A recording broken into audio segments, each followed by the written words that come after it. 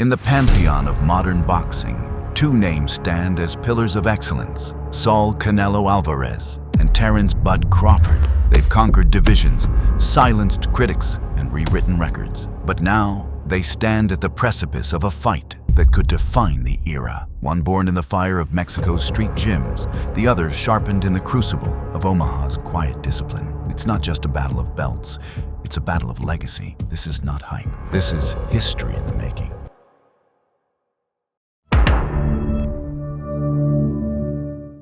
From Guadalajara's streets to boxing royalty.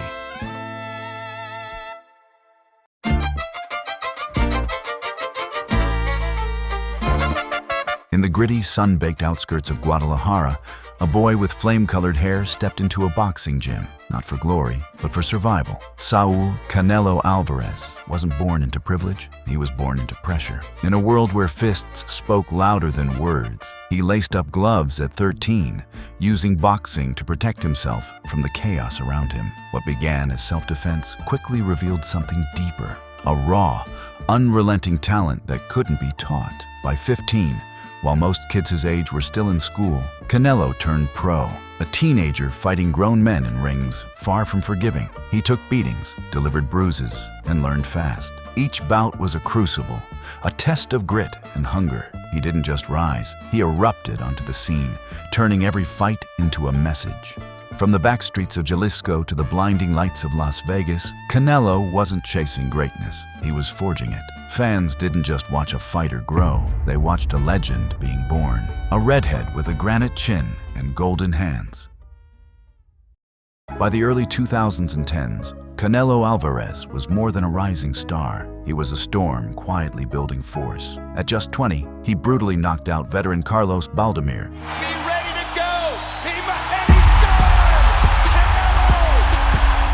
But he's been setting up that left hook the entire fight, and there it is right there, a check left hook. And dismantled Alfredo Angulo with clinical precision, but power alone wouldn't be enough. The real tests came in the form of slick southpaws, Austin Trout and Erislandy Lara, both defensive masters who turned fights into chess matches. These weren't just opponents, they were puzzles. Canelo solved them under pressure, even as controversy followed. The wins weren't flawless, but the growth was undeniable. He refined his head movement, sharpened his timing, and transformed from a heavy-handed prodigy into a silent tactician. This fighter didn't just survive difficult styles, but adapted, evolved, and conquered them. Gennady Golovkin, the rivalry that defined a champion. And then came GGG, the Kazakh wrecking machine, feared for his iron chin and nuclear power. Their first meeting was war, a test of wills, where Canelo stood toe-to-toe with destruction and survived. The judges called it a draw, but fans around the world debated every round. Canelo's movement and counters were crisp, yet GGG's forward pressure and jab kept him honest. It was 12 rounds of non-stop action. Technical brilliance meeting raw aggression. That night, boxing witnessed one of the greatest middleweight duels in modern history. It wasn't just a fight, it was the beginning of a rivalry that would define a generation. The rematch? Even better. A chess match laced with violence. Canelo made the necessary adjustments, moving forward, bullying the bully. Across 24 rounds of high-stakes warfare, Canelo proved he wasn't just a Mexican star, he was a global icon, capable of matching wits and war with the deadliest in the sport. Those fights weren't just bouts, they were moments frozen in time.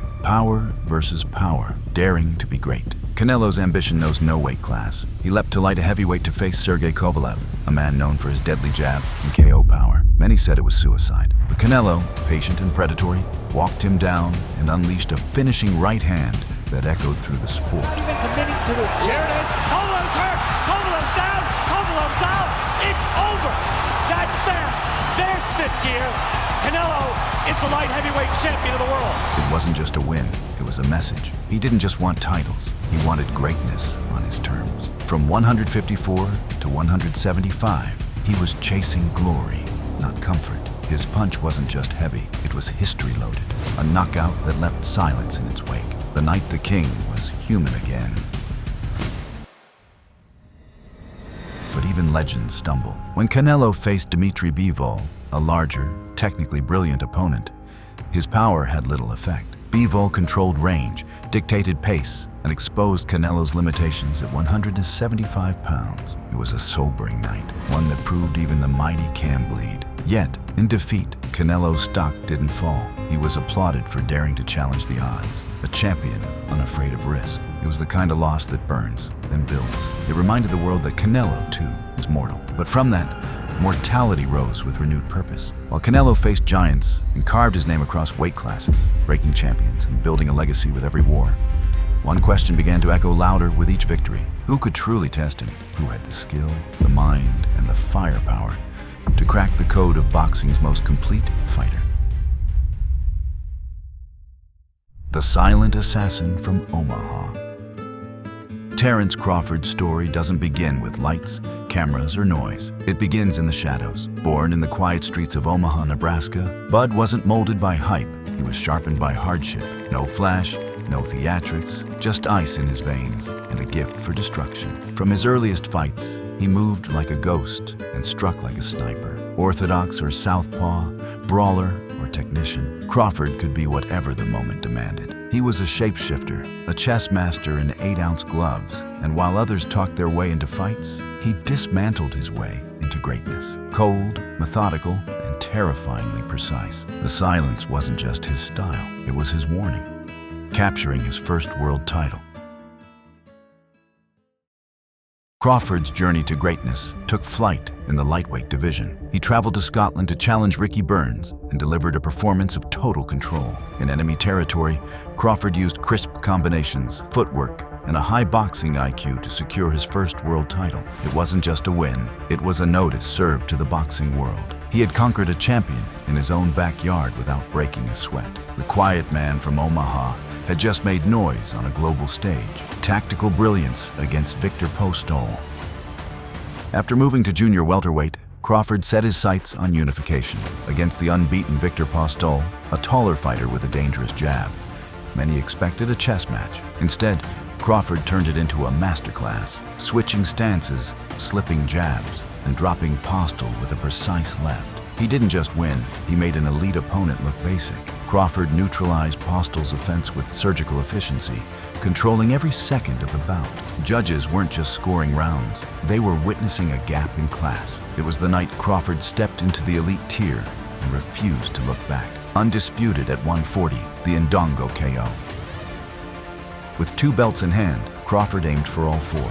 In August 2017, he faced Julius Ndongo, the other unified champion. It took less than 3 rounds. A thunderous body shot from Crawford ended the fight and crowned him the undisputed junior welterweight champion, the first in the 4-belt era. No questions remained. The arena erupted, but Crawford remained stone-faced, a champion who expected nothing less. His precision wasn't just physical, it was psychological. In less than 9 minutes, Bud didn't just unify titles, he unified belief in his greatness, perfecting his craft against all challengers. Even before unification, Crawford had proven his pedigree against tough contenders. Fighters like Dieri Junt, John Molina Jr., and Felix Diaz all stepped up and all were dismantled. Crawford's ability to control distance, adjust tempo, and finish with accuracy made each bout look like a rehearsal. These weren't just title defenses. They were blueprints of dominance. He fought like a man, ahead of his time. Always a step quicker, always a layer deeper. His adaptability made opponents hesitate. His timing made them pay. Watching Crawford work was like watching a surgeon operate. Cold, calculated, and inevitable. New weight, sane dominance. Crawford entered the welterweight division not as a question mark, but as a threat. His debut at 147 came against Jeff Horn, the rough, aggressive Aussie who had just bullied Pacquiao to a decision win. But against Bud, Horn's pressure meant nothing. Crawford dismantled him with clean angles, sharp counters, and flawless footwork, finishing the job in the 9th. That night, he wasn't just announcing his presence in a new division, he was warning it. The welterweight crown wasn't up for grabs, it was already spoken for. Bud had arrived, not asking for acceptance, but demanding recognition. And he took it with the calm cruelty of a man who knew exactly where he was headed. Stopping Showtime, Crawford's statement win. Crawford versus Shawn Porter wasn't just a title defense, it was a proving ground. Porter, a relentless pressure fighter known for making every opponent uncomfortable, had never been stopped. He went the distance with Errol Spence Jr., took Keith Thurman to the wire. Many thought Bud would need to box perfectly just to squeak by. But Terence Crawford had different plans. The fight began as expected. Porter bulldozing forward, forcing the pace, roughing Crawford up on the inside. But round by round, the rhythm changed. Crawford adjusted like he always does, subtly downloading Porter's timing, habits, and angles. Then came the 10th round. A sudden flurry, 2 clinical knockdowns, and Porter's corner throwing in the towel. Crawford for the moment. There's the overhand right, and another combination. Beautiful work by Crawford. It wasn't just a win, it was a message. Crawford didn't just stop Porter, he became the first man to do so. A fighter who had never been broken, who had always risen, was finally undone by Crawford's patience, precision, and composure under fire. The stoppage wasn't reckless. It was methodical, beautifully brutal. That night, any remaining doubt about Crawford's legitimacy at welterweight was extinguished. He was not just a skillful technician, he was a finisher, a champion who thrived under pressure, a man who could close the show when the lights were brightest. The undisputed crown, a career-defining night. Errol Spence Jr., the boogeyman of the welterweights, the unified champ, the pressure fighter with elite fundamentals. It was billed as 50-50, but from the opening bell, Crawford rewrote that script. He timed Spence's jab, slipped his rhythm, landed crisp counters. By round 2, Spence was on the canvas. By round 7, it was happening again. Crawford looked like a man possessed. With every punch, he widened the gap. It wasn't just domination, it was dismantling. In 9 rounds, Crawford did what no one else could. He stripped Errol Spence of his aura, his belts, and his blueprint, and in doing so, became the first male boxer in the 4-belt era to be undisputed in 2 divisions. Not just champion, transcendent. Styles make fights, the matador and the sharpshooter. Canelo is the matador, composed and calculating, cutting off the ring like a surgeon cuts flesh, clean and decisive. Crawford is the sharpshooter, firing from all angles with ease, switching stances and creating openings in the tightest defenses. If Canelo lands the body shots, the rhythm shifts. If Crawford controls the pace, the pressure fades. Their styles don't just contrast, they collide. One looks to control, the other to confuse. It's not just power versus precision. It's 2 chess players with very different boards. Even veteran trainer and analyst Teddy Atlas breaks down their contrasting styles with sharp insight, highlighting Crawford's cerebral approach and how it could test even a fighter as complete as Canelo. He points to Crawford's versatility as a unique advantage, the rare ability to adapt in real time, forcing opponents into uncomfortable territory. According to Atlas, if anyone can outthink Canelo in the ring, it's Crawford, but doing so would demand near-perfect execution. Can Crawford handle Canelo's power? Canelo has a chin forged in fire. G. Kovalev, Bivol, none could crack it. Crawford has the angles and reflexes to stay elusive, but can he handle the physicality of a super middleweight warlord? Conversely, can Canelo adjust to the speed, movement, and unpredictability of a slick switch hitter like Bud? These are the questions that make this fight so magnetic. Every second will be a test, mental, physical, emotional. One mistake, and everything changes. This isn't just a battle of skills, it's a collision of dimensions, power meeting precision, pressure colliding with poise, the kind of fight where legacies can tilt with a single moment of brilliance or a single misstep. 2 of the most cerebral fighters of their era. It's rare to see 2 fighters so evenly matched in intelligence and adaptability. Canelo's ability to evolve in the ring, to set traps and wear opponents down, mirrors Crawford's gift for rhythm disruption and mid-fight recalibration. Each man fights like a grandmaster, not just throwing punches, but crafting narratives. This won't be decided by who throws more, it'll be decided by who sees more. And in those quiet seconds between exchanges, legacy will be negotiated in glances and feints. This is where instinct meets preparation, where milliseconds separate glory from regret. Every twitch of the glove, every subtle shift in stance, it will all matter. Because in a fight like this, the smallest edge is everything. Voices from the ring, pros react. as the anticipation builds for Canelo versus Crawford, some of the most respected voices in the sport have weighed in. The fight has sparked passionate debate among legends, trainers, and analysts alike, all offering unique perspectives on what could unfold when these two titans collide. Before even stepping into the ring, Crawford's mental prowess has impressed many in the boxing community. Known for his methodical adjustments and sharp fight IQ, he's earned respect from technical experts. One of the loudest voices in this chorus is veteran trainer and analyst Teddy Atlas, a man revered for breaking down boxing's finest minds. Atlas didn't hold back when assessing Bud's chances against Canelo. He said, "Crawford's fight IQ is off the charts. If anyone can figure out a way to beat Canelo, it's him. Crawford's ability to switch stances, control distance, and exploit openings could trouble Canelo. However, this strategy requires flawless execution and unwavering discipline, a tall order against an opponent as relentless as Canelo." While some emphasize Crawford's skill set, others caution about the war of attrition that could unfold.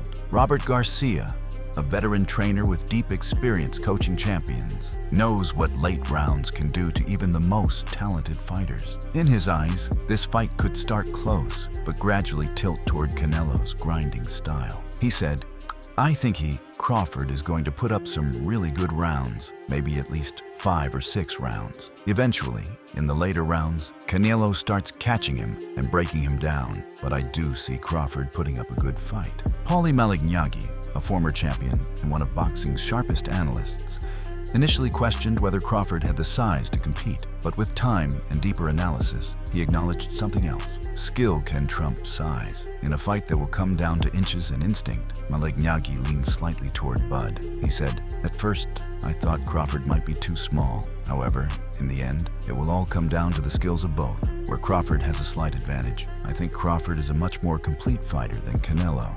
The only risk here is Crawford's small stature." From another angle, Chris Algieri brings focus to the physical risk. Having fought and studied elite fighters, Algieri doesn't question Crawford's heart or talent. He questions the weight leap, going from welterweight to super middleweight, and whether the gamble pays off at this stage of Canelo's career. He said, "Canelo is degrading, and maybe he knew he was degraded then. Crawford was fighting as a welterweight 2 years ago, and now he's fighting Canelo at super middleweight. That's a big jump." Then there's Shakur Stevenson, a generational talent in his own right and a close observer of Crawford's career. Stevenson doesn't hesitate in his belief.